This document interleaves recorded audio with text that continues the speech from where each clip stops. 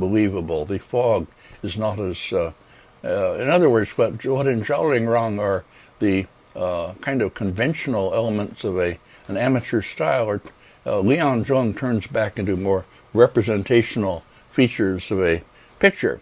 So this certainly doesn't mean that the Liang Zheng picture would have priority, quite the opposite.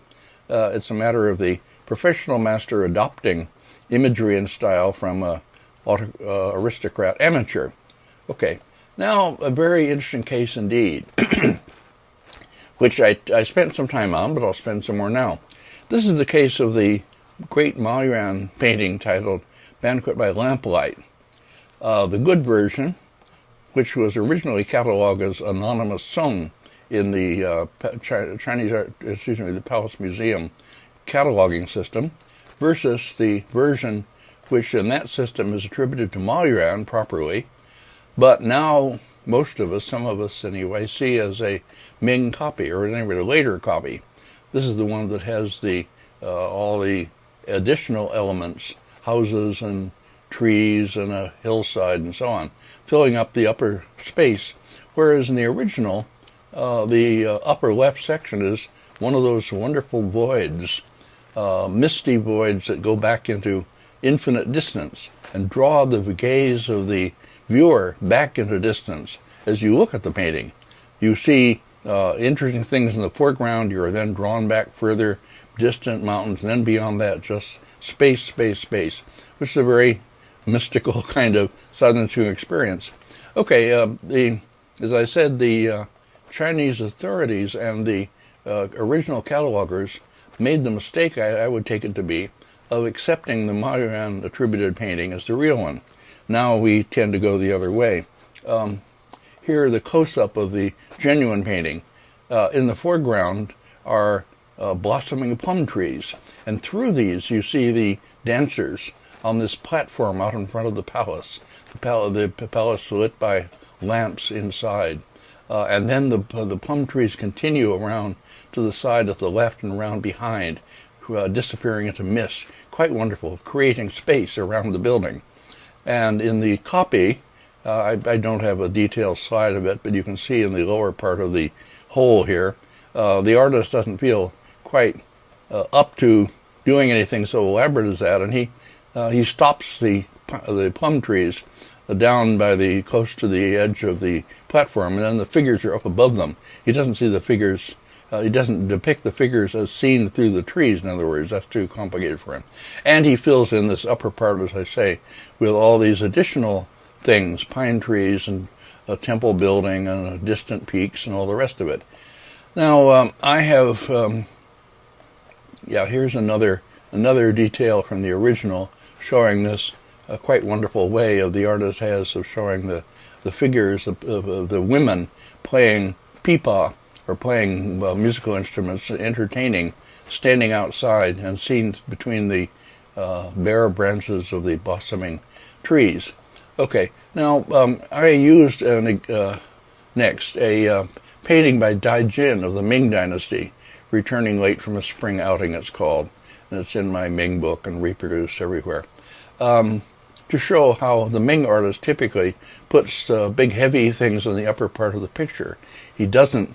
The typical Ming artist cannot bear to have these big empty spaces that Ma Yuan loved, and Ma Yuan admirers and Ma Yuan contemporaries love, and insists on putting something big and heavy up there. Okay, then I showed also a painting here, which is a painting ascribed to Ma Yuan, actually with the signature of Ma Yuan, in the Palace Museum in Beijing, titled Landscape with Dancing Peasants.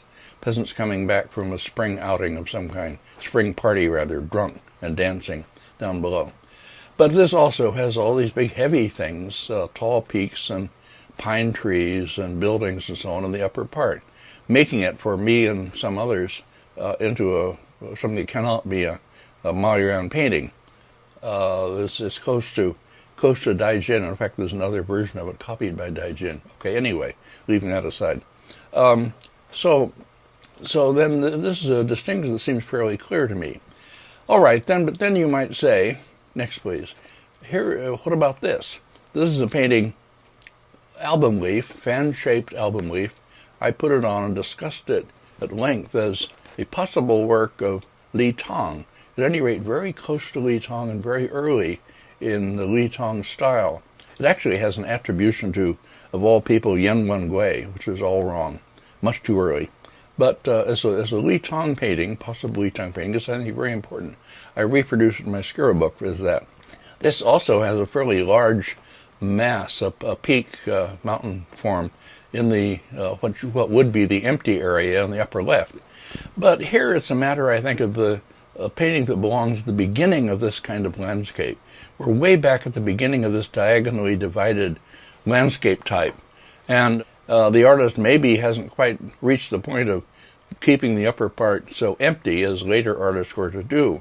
So again, we have to take in all kinds of different factors in considering how this compositional type works. This painting, by the way, can be taken, I think, as a good example of the really early style, of really early point of the Li Tong style, and very possibly by Li Tong himself. And here's a detail of it, showing the two kinds of pine trees and this special kind of contour drawing, which is kind of stepped or, like zigzag, whatever you want to call it. And other features, the texture strokes, and also this separation of the heavily textured and solid section in the lower part of this diagonally divided composition and space in the upper.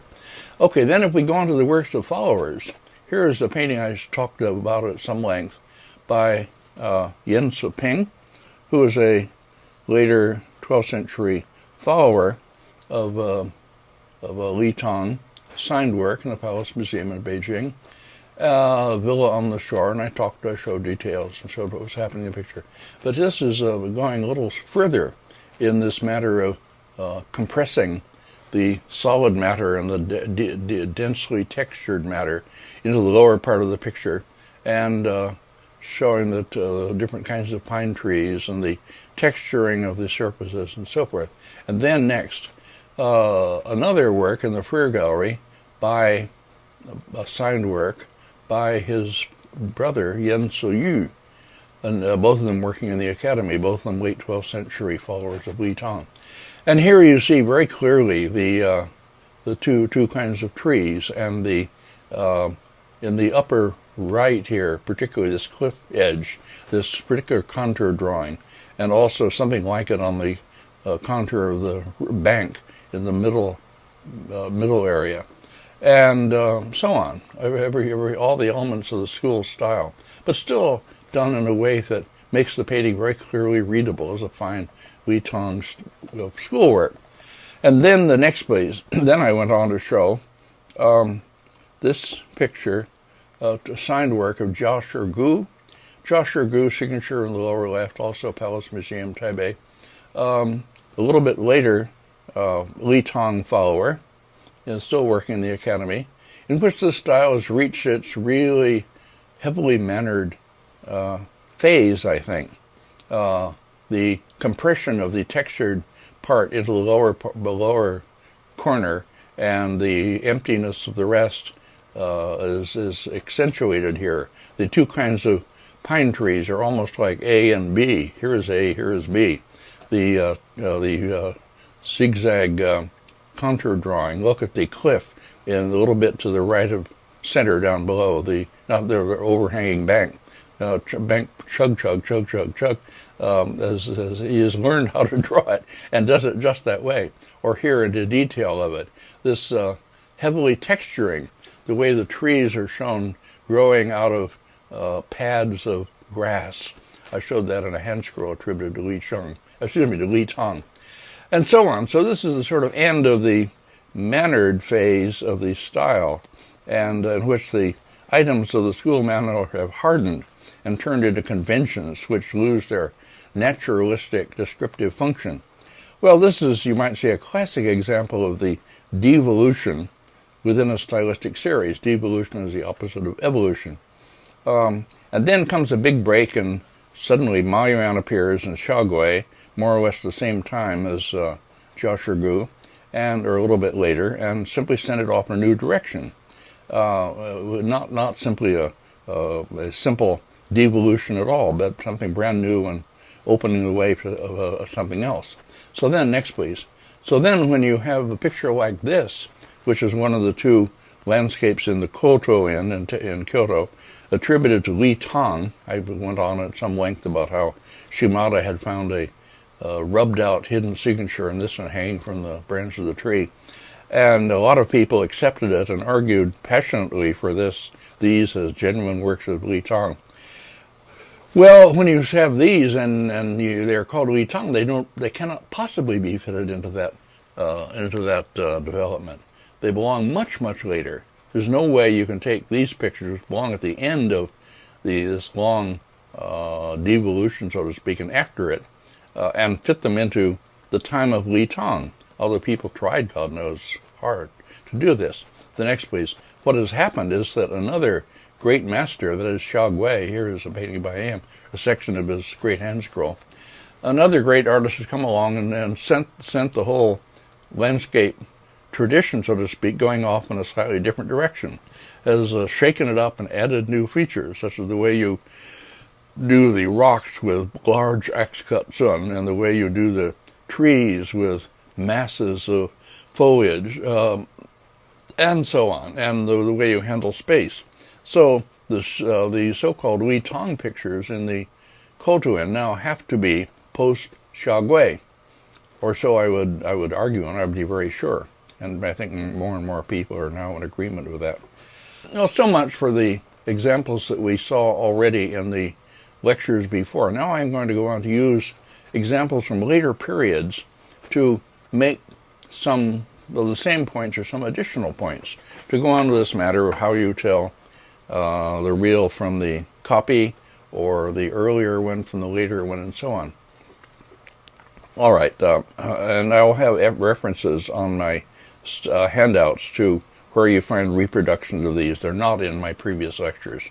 Okay, now here, first of all, here is a painting by the early Yuan artist Chen Xuan.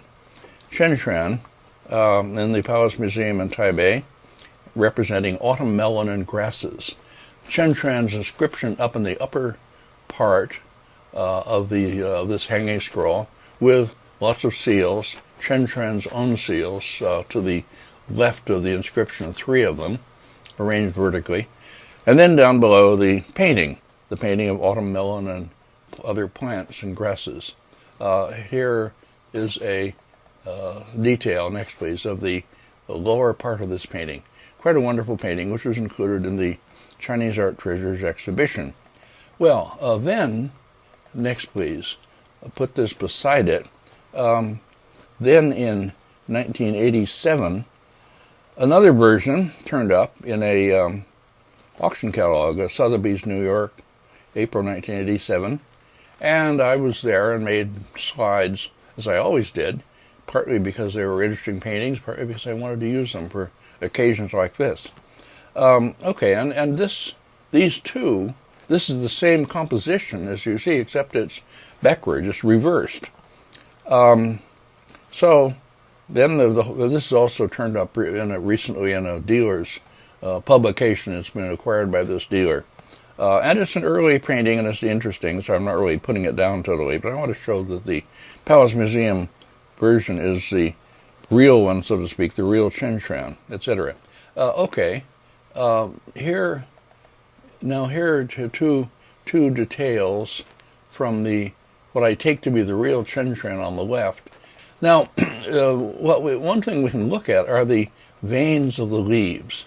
Now, these are very important, and it's a subtle difference, and it's not terribly distinct. But if you look closely at the veins of the leaves in the real one, as I take to be the real one on the left, you can see also, by the way, how the leaves curl slightly on the edges as they are indicating the season starting to turn brown and curl. But the veins I'm mainly looking at now.